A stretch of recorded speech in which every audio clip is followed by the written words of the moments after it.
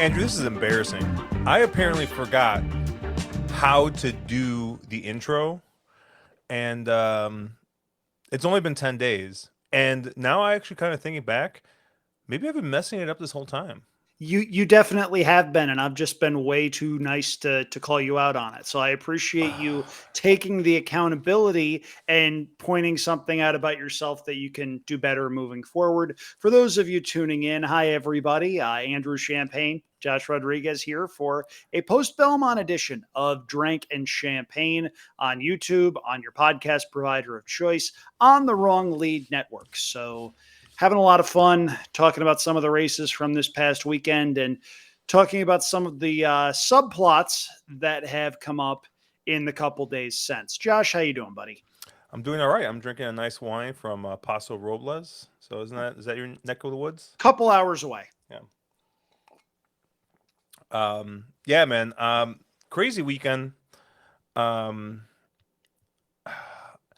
I mean, there are just so many places that we can start, and we were talking a little bit beforehand. But Andrew, I just real quick before we get into the racing part, I do want to ask.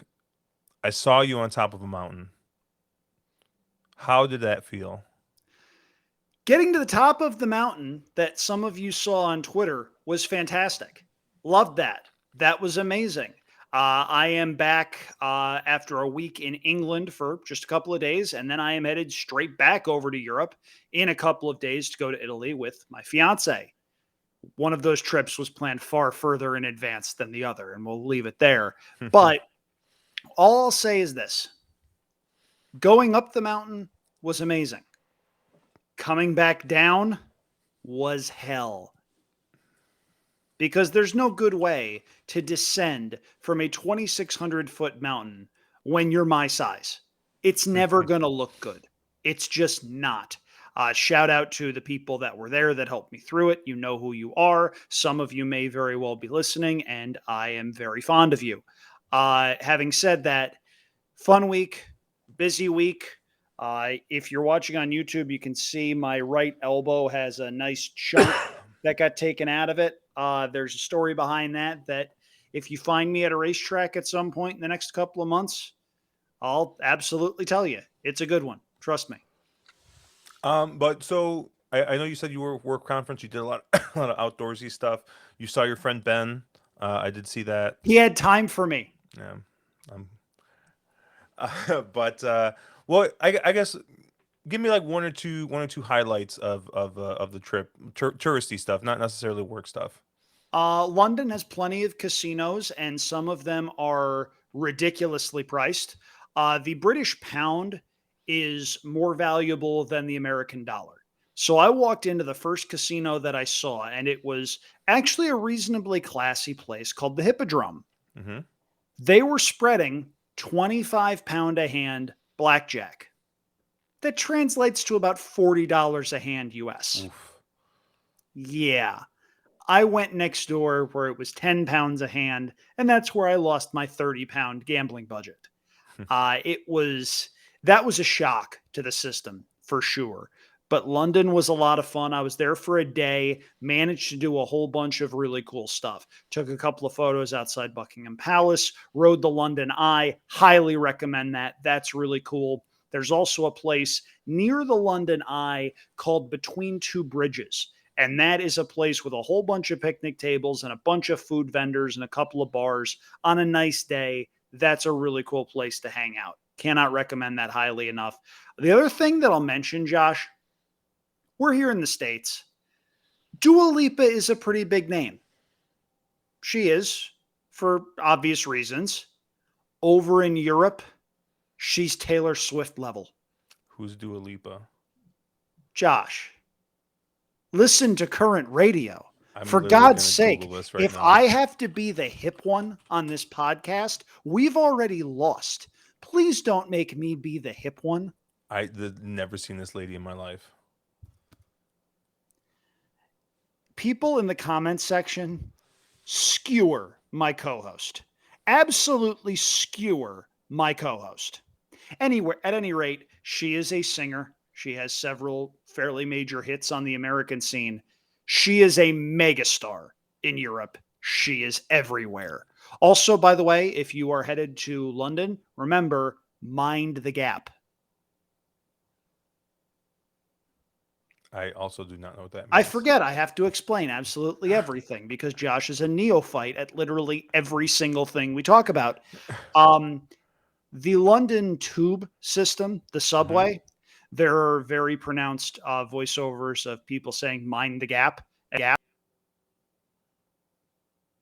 And I believe my microphone might have just burped a little bit, but so hopefully you all caught that. The fact that you need to mind the gap as you get on or off the train. Mm, So that's what I was talking about.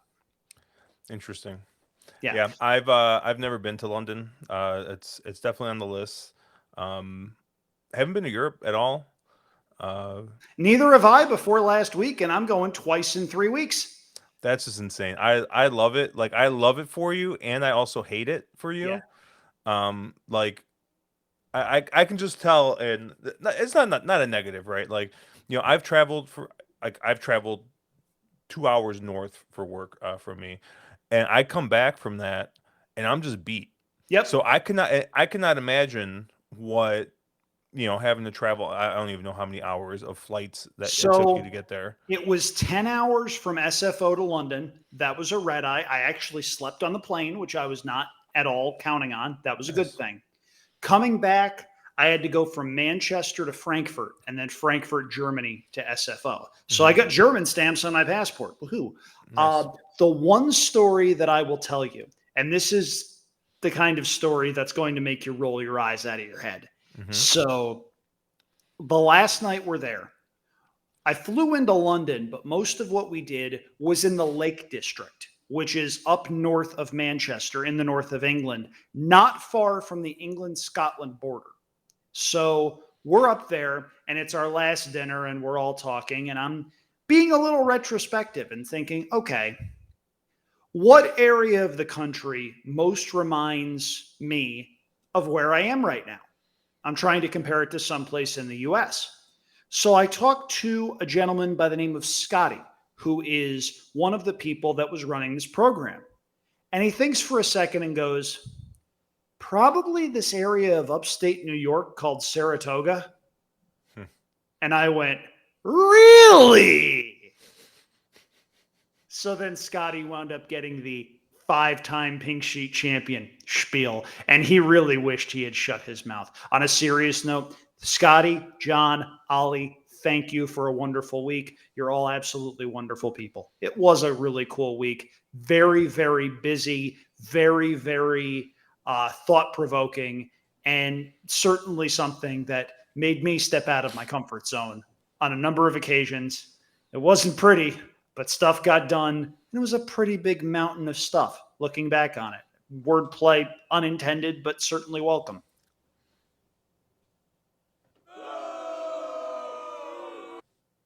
I love you too, Josh.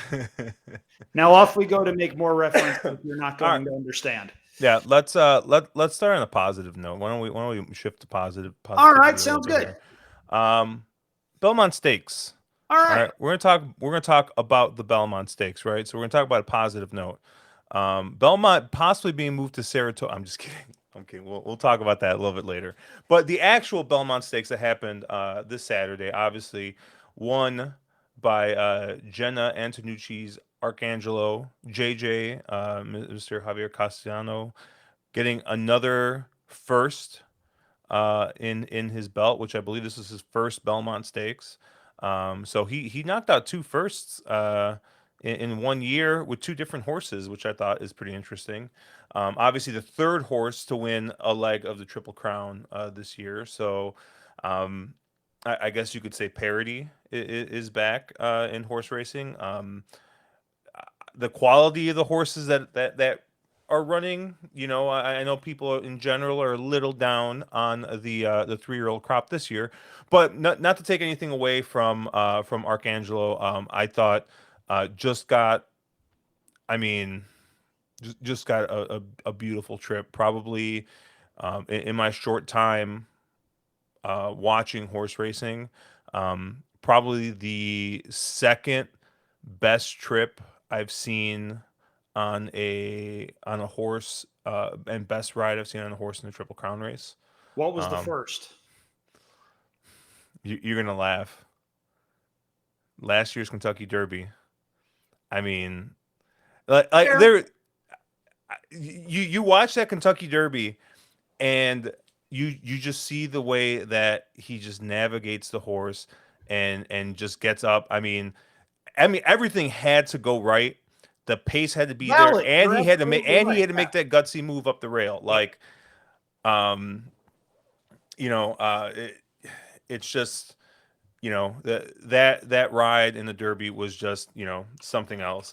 Um, but yeah, I mean, I think JJ just, I don't know. I think he just really, he really, really just found a a really, really nice trip there. Not, like I said, not taking anything away from a horse. I always say that good horses and good jockeys make good trips, right? Like it, everyone always like to say, "Oh, the horse tripped out," whatever. Like, not taking anything away from the horse, but like, I mean, it wasn't Sonny Leon's ride last year, on Rich Strike, but it was very, very impressive. It was a nice trip. And I don't. Nobody in that field was beating Arcangelo that day. Um, I mean, unless you subscribe to the thought that the ride on Forte was just extremely bad, or I saw some people bashing Flavian Pratt and Angel of Empire, and I'm all for that. But What exactly is it that you have against Flavian Pratt again? I lose track of the Country House, irrational. Okay, that wasn't his fault. I don't care. It wasn't. I don't like Belmont either because of it. It wasn't his fault either. Anyway, I didn't necessarily think the ride on Forte was terrible. The problem is you're not going to win mile and a half races on dirt closing a whole heck of a lot. Hmm. That's Forte's running style. It just wasn't the right style for the way the race was run. I thought he ran very well to be second. I don't think there's any shame in running second in a grade one. And I think if you're taking time out of your busy schedule to bash horses for running second in a grade one, you have no business watching this game. Said it and meant it. Having said that, great storyline with Arcangelo. Jenny Antonucci, the reaction video that I believe it was ABR got and posted right after the race.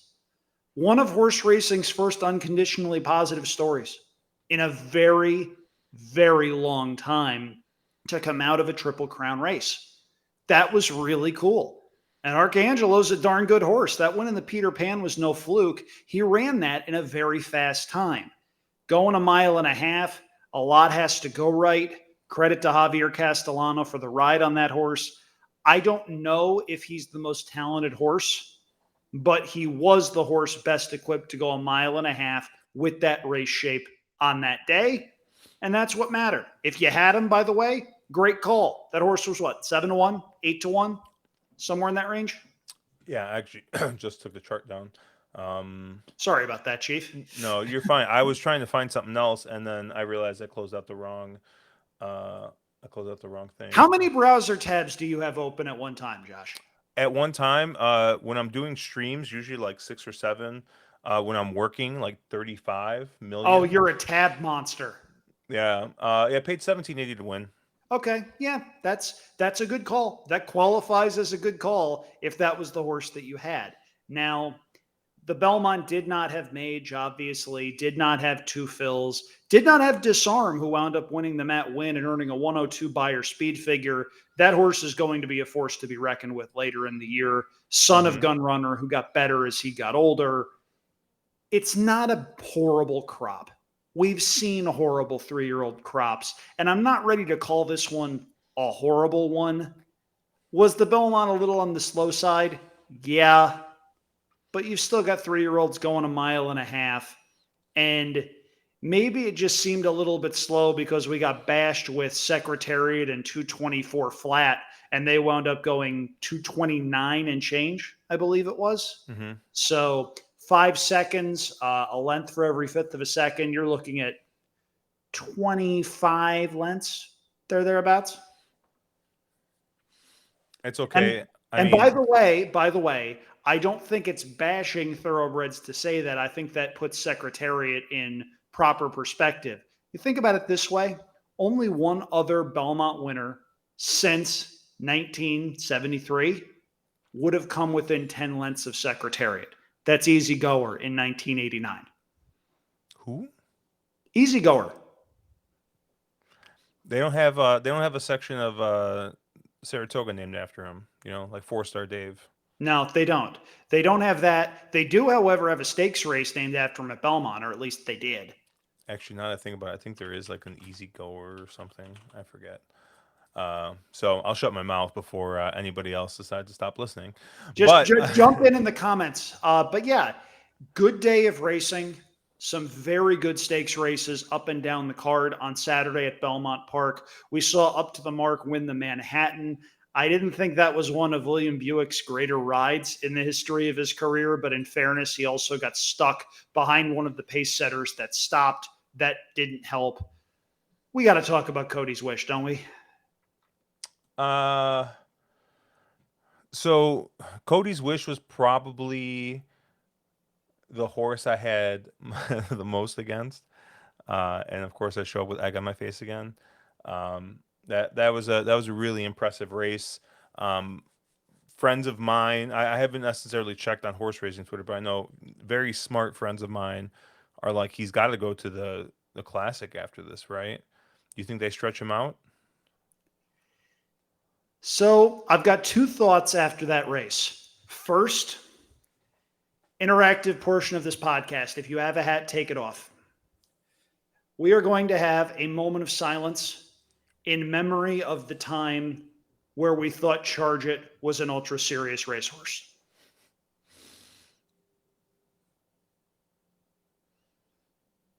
Okay, that's about right. Yeah, I always hated Charge It. So So look, I don't hate horses. I want every horse that runs to be the kind of horse that runs 120 buyers, runs once every 3 weeks like clockwork. Charge It wound up being artificially inflated off of possibly the worst Dwyer field in the history of that race. We can be done now. Now, as far as Cody's Wish is concerned, I would not blame the connections for keeping him at a mile. It is not their fault that the Breeders' Cup created a softer race. If Cody's Wish goes to the dirt mile, there is going to be an outcry of epic proportions. If your outcry is at the connections, taking a chance to be 1-5 in a 7-figure stakes race that is a grade 1, your outrage is misplaced. Send it to the people who carded the race.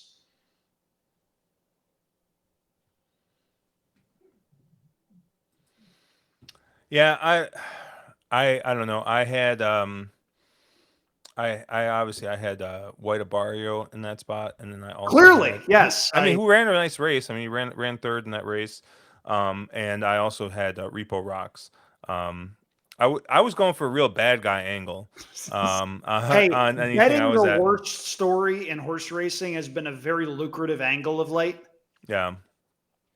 Uh, Speaking of, but I mean, Caravel was super impressive. You know, basically, I don't know. I keep on trying to beat this horse, and this horse just keeps on winning, and it's, you know, it's getting very very frustrating, because you keep on seeing spots where you're like, oh, there's so much speed, or oh, they posted out wide, like we're gonna get him this time, and sure enough, we did not, and it was a kind of a, you know, three outside-ish horses ended up finishing 1, 2, 3 in that with Caravel, Big Invasion, and Casa Creed. So you had the speed horse and Caravel who sat just off, and then you had the two deep closers, kind of you know, in Big Invasion and Casa Creed finished the trifecta there.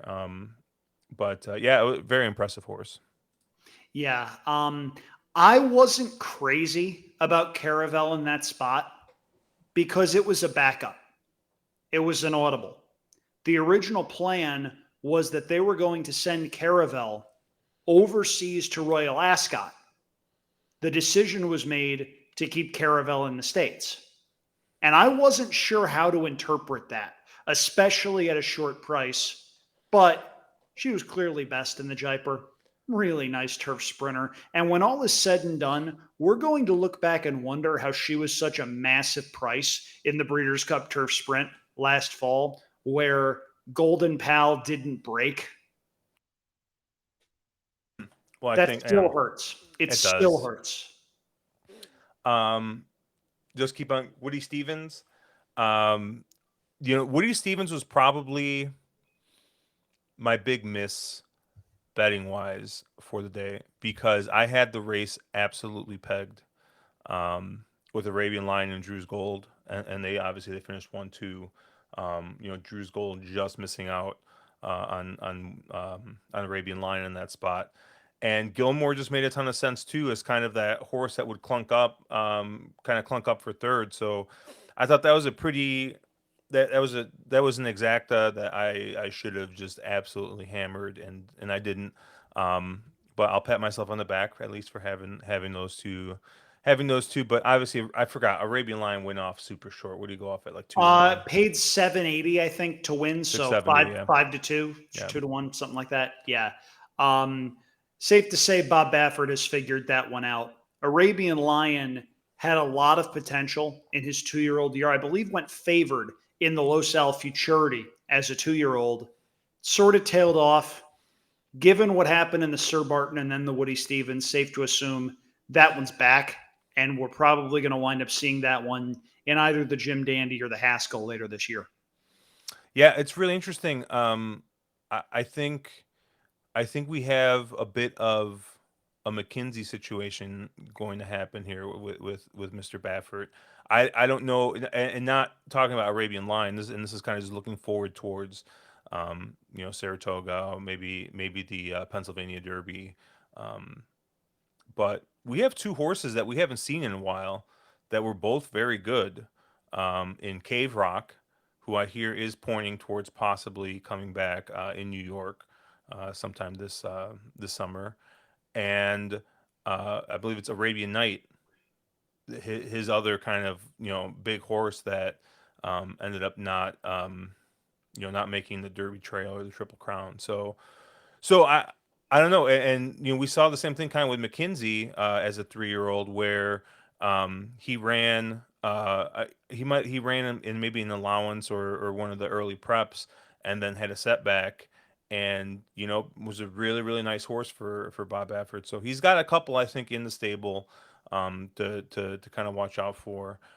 So yeah, I think like you said, like not just Arabian Lions back. I think old Bob is gonna be attacking the summer with a vengeance for better or worse. I think. Here's a fun question. Hmm. Doesn't Arabian Night look like the kind of horse Baffert wins the Malibu with every single year on December 26th at Santa Anita? Yeah. And if so, what odds will you give me now in mid June for future wagers? Wait, which one? Arabian Night or Arabian Lion? Arabian Night in the Oh, Malibu. um, man, that's such a long time away. Doesn't he look like the kind of horse that Baffert brings in off of a 9,000 month layoff that Mm. jogs in that race? See, I think it might be more Arabian Lion would be because it seems like Arabian Lion has kind of figured it out going a little bit shorter. Well, Um, I don't know. Arabian Night, we forget how good he was. mhm. He won the Southwest by 8, and it could have been by 80. Arabian Night was the one horse that I thought had the potential to make Forte work in the Kentucky Derby. Arabian Night had a similar stride to Life is Good in that it covered a lot of ground very quickly. But every time that horse's hooves hit the ground, you went, ouch. Life is Good grew up. Mhm. If Arabian Night grows up, that horse is going to be something special. Ogden Phipps, Andrew, like this is totally me.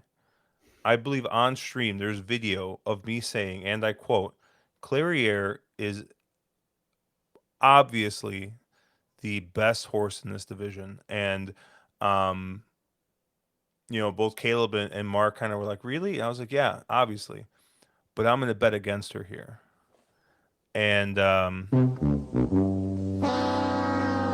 I was like, I think Clarier might need a setup. I think is the best horse, but might need a setup. And Clarier, in fact, did not get a setup. I believe the pace was not that fast. I can't see the fractions here, but I don't recall the fractions necessarily being very hot. I was all over search results and played hard, and the pace basically held together, and it didn't matter. Clarier just blew past them. Poor search results. Poor, poor, poor search results. All that horse does is run giant races to run second and third against Hall of Fame type horses. She chased Malathat a couple of times. She ran a race last year in that very race where she dueled Latruska into the ground and somehow managed to still run third. Search Results is a really nice horse, and that's a bad beat. I liked her too. I Yeah, ran second a lot on Saturday in case anybody out there couldn't quite tell that. yeah. They went 24 in like 24.32 and then like 48 and 3. For Belmont, that's walking. Yeah. It was just yeah. And like I said, I liked both played hard and search results there. And yeah, that one stung, but I mean, what a horse. I mean, I even said it. This is the best horse in the division, and did I bet it? No. Probably should have. Um, I don't know. Should have listened to myself, but whatever. The Brooklyn is the Brooklyn. Obviously next one that race. I ran Um, second. I ran second a lot. Have I I loved. mentioned that? I had Calibrate and Red Run, who obviously ran second and third there. And I used Warrant as well, thinking that hey, like I think out of the short price, I thought Warrant made the most sense. It was And warranted. I'm not gonna even hit the button. It's okay. Um, Once again, the poker stakes, I was 100% against Chez Pierre, and I did not have Emmanuel. See, I was right in that race. I liked Emmanuel a fair bit in that particular spot. Chez Pierre's a nice horse, but Emmanuel's got a lot of tactical speed. And when the ground is that firm, speed's tough. Well, Emmanuel was sixth, was sitting last. It So was a weird ride. Yeah. it was interesting. I liked Phil Di Ariana there, who with Luis Saez aboard, and yeah, Emmanuel just came up and nipped. And yeah, I think like you were saying, running second was just seemed to be a theme, and then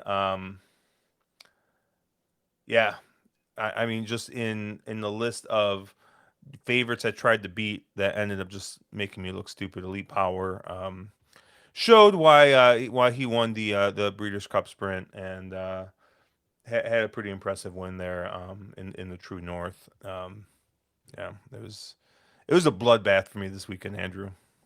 Yeah, I didn't get the chance to play a lot. My Saturday was when I flew back.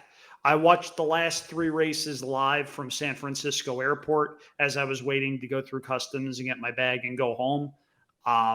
Yeah, it was one of those days where I didn't feel too bad not having a whole bunch of money riding on anything because, again, I'm looking through the results after I get off the plane and I'm going second, second, second, second, second. Okay, Emmanuel won. Second, second. Hmm. Just one of those days. But again, some good stories coming out of there. Some of the best horses in training running on Saturday at Belmont. All things considered, good card up until the last race on Saturday. Bad breakdown for a trainer that does it the right way. A guy in Mark Hennig that he doesn't cut corners. Anybody who knows the game will tell you he's not a cheater. And he winds up losing two horses in the same weekend. It's a Back rough to back game, man. races. Rough game. Rough game. Yeah, and I know friend of the or yeah, a friend of the show, Joe Marcello. I know he's involved. He was involved, and he Couple friends with of the show were involved on yeah, that horse. little bluebird. I believe Foo, our buddy Foo's also there. Yeah, so it's tough. And that was just like not a great start to Sunday either. After Saturday, after the beating, I took Saturday. I took a Swift like retirement. I swore off horses. I was done. I had messaged everybody that I got to take a break probably until Saratoga. And then first post on Sunday, I was right back at Belmont. Yeah. But yeah, it's just a really rough weekend betting wise for me. And I guess there's two other quick things. I know we're kind of pressed for time here, Andrew, but there's two kind of things I wanted to bring up before we kind of sign off. Um, the first is kind of just an overall there's an overall thought I was having with these really big stakes days, and I don't know if it's just me, but they really start to feel now like, especially like these like pick six, pick five sequences that are all stakes. You got to find the one favorite that's going to lose, and usually the other ones are going to win. Like I don't know, like maybe like it just, and I'm not even saying that from. I'm not talking about a ticket construction perspective. Like this is not advice. This is not betting advice because obviously it's all sequence dependent. But it just really feels like these sequences are very chalky, and obviously the favorites are the favorites for a reason, right? Like I get that, but I don't know. It just like to me, it seems like so often I'll look at a race and I'll be like, "That's a bad favorite," or I think this horse is going to take too much money, right? And the horse is 1 to 9 and wins, but doesn't win like a 1 to 9 should win. You know what I mean? And like it just, I don't know. Maybe I'm just getting beat up too much, and I'm just like seeing stars. But at least to me, it seems like lately, a lot of these big stakes days have really come down to you find the one price in there, and the rest of it, it's pretty formful. Favorites are generally supposed to win about 30% of the time. Friend of the show, Ed DeRosa, put out a stat earlier today, Monday, June 12th, I believe. Favorites have won more than 40% of races in June. Yeah, That's that's a crazy. lot of races. That is a lot. And I don't know whether that's due to smaller fields. I don't know whether that's due to a smarter betting public. You can talk about computer assisted wagering teams and all of that other stuff. You can talk about, the construction of races. I know somebody that firmly believes the reason for that is the demise of the American handicap system where horses are running at scale weights because nobody wants to run in handicap races anymore where the likely favorites have to carry a little extra weight. It's just one of those quirks of the game. And I got to tell you, as Saratoga comes up in, my goodness, a little over a month, man, I hope that stops because it's no fun if you're handicapping 10 races and 9 or 10 chucks wind up winning. Yeah, you hit the pick five. Yeah, you hit the pick four. So did everybody else. Yeah, it's tough. I don't know, and like I said, that was part of my discussion of like my Swift like retirement there, or or Andrew, your retirement that won you a Beamy Award. You just Um, admitted it. You admitted I want to be me. damn it, I did. God bless it. Victory is mine. Oh Victory no, is mine. Great day in the morning, people. Victory is mine. but yeah, I mean, it's just like it's so tough when I look at something and I'm like, man, like I think this price, I think this is, and run second, by nose gets beat by a 3 to 5, and you're like, right idea, but still, they just, I just keep getting beat. I don't know, So like, here's the thing. What's worse? The scenario you outlined or a situation where you identify a favorite that's beatable, say in a 7 horse field. You go three deep without using the favorite. The favorite is nowhere, but a bomb you didn't have winds up winning. That sucks too. I'd argue that scenario is worse because you were right. You took a stand and you made no money on your opinion. Yeah, I don't know. Like I said, I've just been reeling the past month, and Mhm. if it wasn't for a alcohol assisted tri no exacta was it exacta exacta I hit at some Australian track where I scooped a third of the exacta pool for $1,200. Those races are Um, great, man. like if it wasn't for that, I would be just like in dire straits this month. It's You'd have just money for nothing and chicks for free. Yeah. yes, I would have that. Yeah. Did you get that reference? Do we have a Uh, reference you got? yeah, it's some song, some 80s song. I know. Okay. Close enough. It's not I Want My MTV, is it? Yeah, it is. Okay. Um, but yeah, so funny enough, I did something. I watched a movie made in this decade, which was Air. I saw Air, and I believe they actually played that song to start the movie. Mhm. It was good. Good. I haven't seen it. I've heard it's good. It's on Need to, Amazon Prime if you have that. yeah, need to take some time and watch that amidst my Download it for the your plane maybe place. I'll just use the in-flight entertainment system and watch it there. I don't know. But yeah, it's been a weird month or so as far as chalks coming in. My biggest score so far this year is coming in the recently concluded Trust the Profits contest that those folks ran through the Triple Crown series with 25 or 26 3-year-old races. They got about 120 people, including many people we know. I wound up fifth. So I'm going to Nice. wind up making about $400. So that wound up pretty good for me. But That's more it's than you made on Lord Miles. no, Okay, I was no. gonna say Did I tell you about Lord Miles, by the way? you haven't yet, but I saw your friend Beamy, so that's all I need. That's all I Well, needed to see. no, it was all you opened the door here. So we all were saying our goodbyes in England in the Lake District. Everybody was taking different cabs to different destinations to go home, and one of the people there, Ian, who by the way is living high on the hog right now. He lives in Denver. He's a big Nuggets fan, and the Nuggets just won the NBA title. So, hugs all around. And I said, Ian, two things. One, I'm not going to get into on here. It's a personal thing. Two, did I tell you I had Lord Miles at 59 to 1 in the Wood Memorial? He laughed. He did not want to laugh, but Hmm. he laughed, which is my single favorite reaction. But at any rate, though, you mentioned taking a little bit of a break. I'm going to be in Italy for a week and a half, so I'm taking sort of a forced break. But when I get back, the Alameda County Fair in Pleasanton is going to be in full swing. I'm going to be doing a lot of handicapping seminars on the weekends there. So if you're in Northern California, stop on by.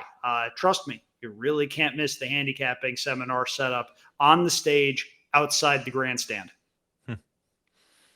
Speaking of meetup, the second thing I wanted to talk to you about, Andrew, is I may or may not have convinced multiple people to come to Las Vegas on Travers Weekend. Okay. So, my friend Gary, we were talking about Saratoga, and I was like, yeah, I was like, I'm still trying to figure out a week. I'm like, but man, it's just I don't know what it is about this year, but it's just really, really expensive. Everything, flight, hotel. I remember I think I've spoken multiple times about the $180 Yeah. Best Western I Where stayed at you that had didn't no have water. sheets. Yeah. No Yeah. water. Yeah. Um, and it's more expensive than that. And I'm just like, I was like, man, like, do I really want to spend that much to go to Saratoga this year? That's why I didn't go to Belmont this year. I was dead set on going, And it just, I was like, all right, I started looking very early. And I'm like, once it goes down a little bit, once we get about 3 months out, that's usually the sweet spot, 2 to 3 months out, where everything gets a little bit cheaper.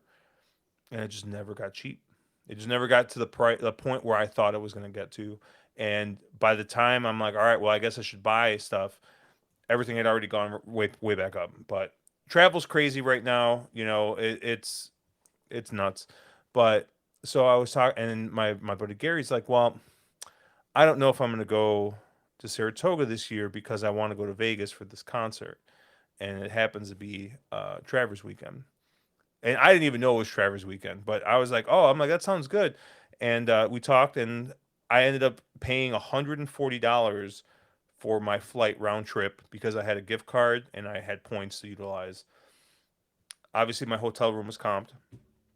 So I'm like, that sounds a little bit better than going to Saratoga and paying $1,800, $2,000 for the weekend, whatever I needed to pay for a hotel in Clifton Park, and a flight. Um, so booked it, and talking to Mark, Mr. Mark Capitan, and he goes, maybe I'll swing that out. And I was like, okay, that sounds interesting. And he's on the fence. Well, I was on the Trust the Profit stream on Saturday, and Mark was on there with me along with our friend Matthew DeSantis, and Mark was like, "Hey, I'm gonna log off. Like, thank you guys for having me." And I'm like, "Wait, Mark, you have like 2 minutes still?" And he's like, "Yeah, I do." And I go, "Matthew, I need you to talk this man into going to Vegas on this weekend." And Mark's like, "Really? You're gonna make me come to Travers weekend?" And I was like, "Dude, we've always talked about this, about doing a off peak big weekend, right?" So I thought Belmont Stakes was a perfect weekend to do this. But Travers is a great day. It's always a big racing day. I'm like, do that, post up in a sports book, and just bet horses all day, and then just party the whole weekend. And Matthew goes, sign me up. He's like, I'm going. So now I think we might be attempting to see how many more people we can con into coming into this thing. So this might be an unofficial on the wrong lead meetup in Vegas on Travers weekend, which I believe is, let me pull up the dates. August. I'm flying in August 24th and flying back out the 28th. So it's Thursday through Monday. But yeah, I'm gonna try and see who else I can convince to come in. But I think it'll be a fun time. I won't hold my breath waiting for an invite. It's okay. You You are all have more fun than without welcome. me. You are more than welcome, Andrew. I would love for you to come so I could see, because weird stuff just happens to you, and I want to be there to see it. You're finally getting it. You're finally understanding the quandary that has hit me since I was born.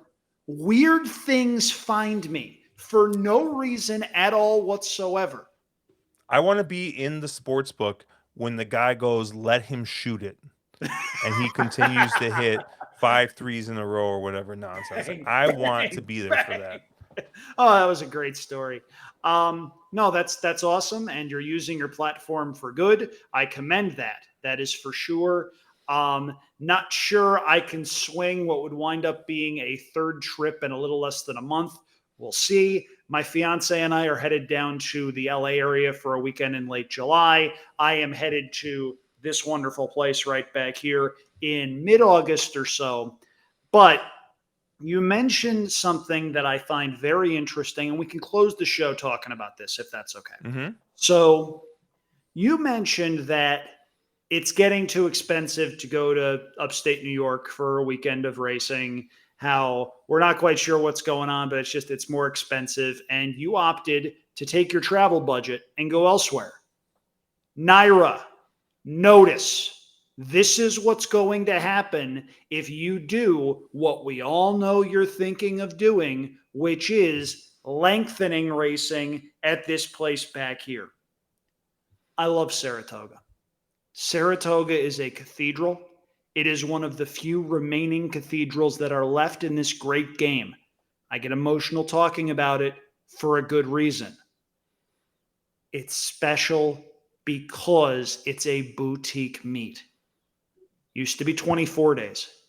Then it was 36. Then it was 40. No more. No more.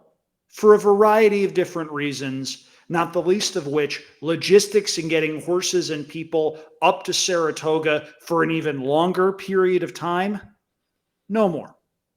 And it came out earlier today, one of the worst kept secrets in the history of horse racing, which cannot keep any secrets at all whatsoever. It just can't. That Naira's preference, if Belmont Park is unavailable in 2025, is to run the Belmont Stakes at Saratoga. Josh, how do you run a 1.5-mile dirt race at Saratoga? It's a trick question. You don't. Do they? Because They they don't run. What's the marathon distance that they run there? so the Birdstone that they run is a Hmm. 1.75 miles, and that's Mm, out of the chute. So they're yeah, not going to do that. They've done a 1.5 miles on dirt, but let's be honest. They're not going to make the Belmont longer. They're they'll going to make it make the shorter, Belmont shorter. 1.25 miles. Yet 1.25 miles, or if we're lucky, 1.3 miles. Neither of which are the distances befitting a race called the Test of the Champion. The Test of the Champion is run at 1.5 miles, unless there is a pandemic, in which case, okay, fine, just run the race, get it over with, figure it out later. That I understood.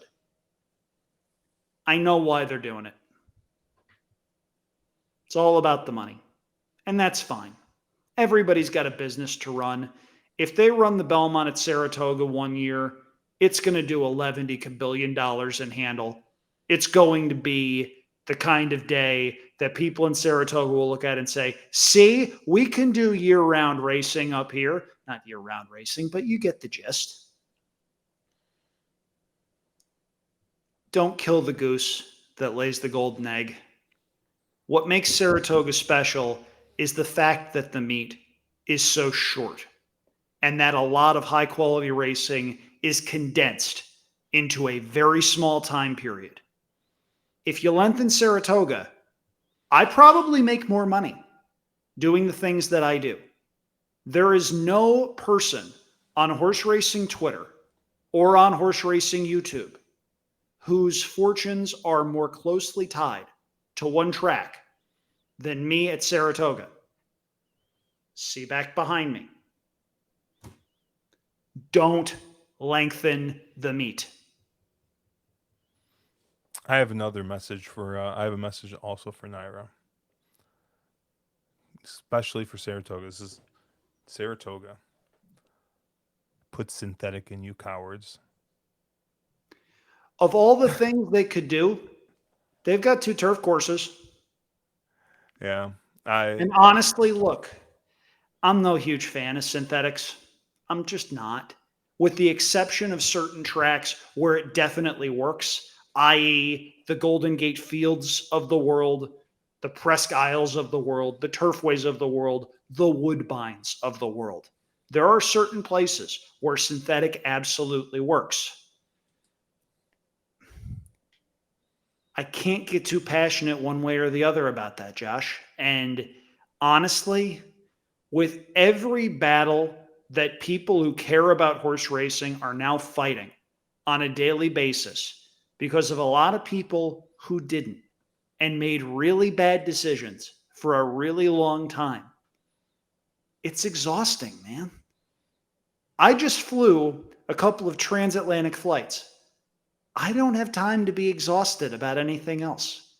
And it's maddening to me the degree to which being passionate about this game can be a negative.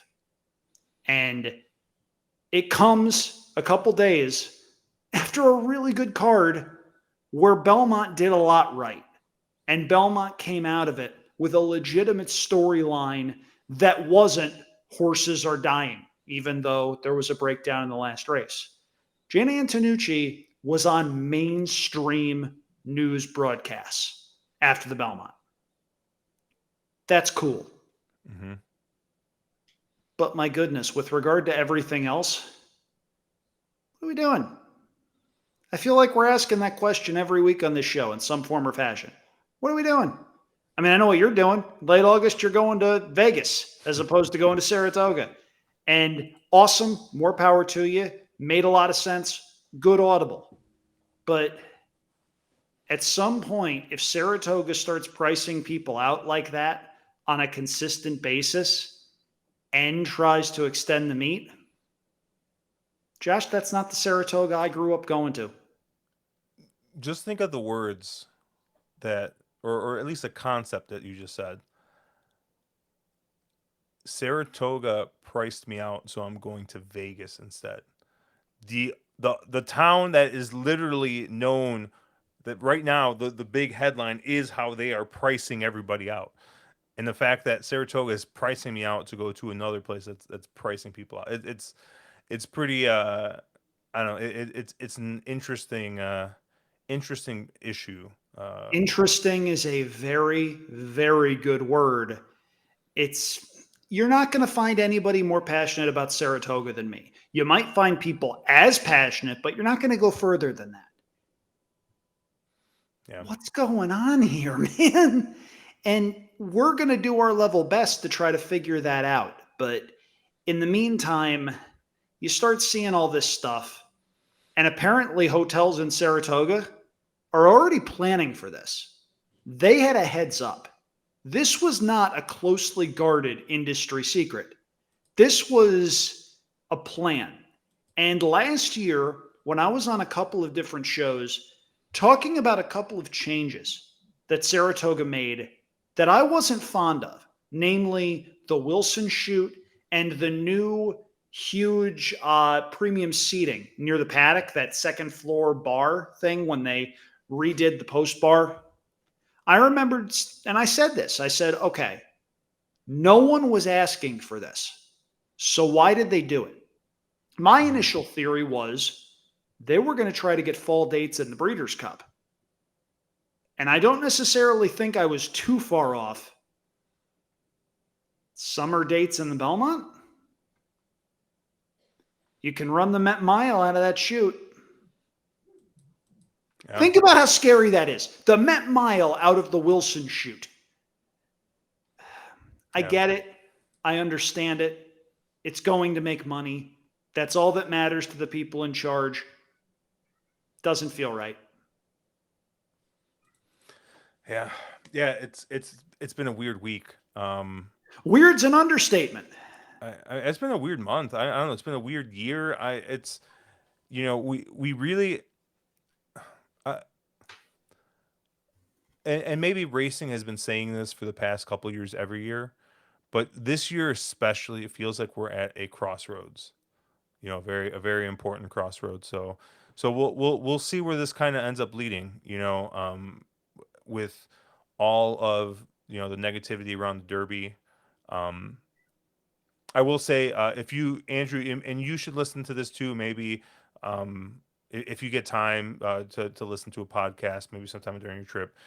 There's a podcast called The Better Life with a gentleman named Tim Lawson. I've And heard of it. Yeah. okay, I'm not super familiar with who he is. I've heard him I've heard his name on other podcasts. He did a podcast. He did two podcasts that I thought were super interesting in the last couple months. One was with this gentleman. Oh my goodness, where did it go?